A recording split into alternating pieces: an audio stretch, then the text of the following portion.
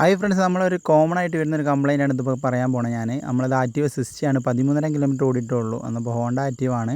അതുകൊണ്ട് ഇതിൻ്റെ മെയിനായിട്ട് പ്രോബ്ലം വരുന്നതെന്ന് വെച്ചാൽ പുതിയ വണ്ടിയൊക്കെ ഈ സൈലൻസറിൻ്റെ ഈ ഒരു ബോൾട്ട് പൊട്ടിപ്പോകുന്ന ഒരു വിഷയം, പിന്നെ സൈലൻസർ പൊട്ടിപ്പോകുന്ന പ്രശ്നം കോമൺ ആയിട്ട് പുതിയ വണ്ടിക്കൊക്കെ വരുന്നുണ്ട്. ഈ ഒരു ആക്റ്റീവ 60 ആണ് കൂടുതലും കാണുന്നത്. ഞാൻ ഈ വണ്ടീനെ പറ്റി കുറ്റം പറയല്ല. ഒരാഴ്ചയിൽ 3 വട്ടം 4 വണ്ടിയൊക്കെ ഇങ്ങനെ വരലുണ്ടോ. ഇത് ആക്റ്റീവ 125 ആണ്, അതൊരു സീരീസിൽ BS6 ആണ്. കണ്ടോ, ഇതിൻ്റെ ബോൾട്ട് ഇപ്പോൾ പൊട്ടിയിട്ട് നമ്മൾ അയച്ച് റെഡി ആയി കൊണ്ടുവന്നതാണ് ആ ഒരു ബോൾട്ട്. അതുകൊണ്ട് ഇതിൻ്റെ മെയിനായിട്ട് പോകണമെന്ന് വെച്ചാൽ ഇതും ചെറിയ 7000 കിലോമീറ്റർ ഓടിയിട്ടുള്ളൂ ഈ ഒരു വണ്ടിയും.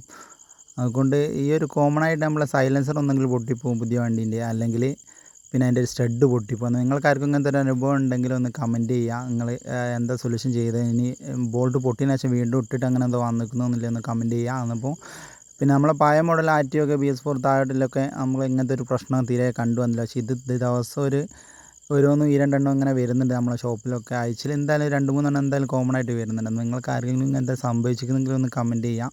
അതുകൊണ്ട് വീഡിയോ ഇഷ്ടപ്പെട്ടു വിചാരിക്കുന്നു. വീഡിയോ ഇഷ്ടപ്പെട്ടാൽ ലൈക്ക് ചെയ്യുക, ഷെയർ ചെയ്യുക. ഒന്ന് നമ്മളെ ഫോളോ എന്തെങ്കിലും ചെയ്തില്ലെങ്കിലും ഒന്ന് പേജ് ഒന്ന് ഫോളോ ചെയ്യുക. ഓക്കെ, അടുത്തൊരു വീഡിയോ കാണാം.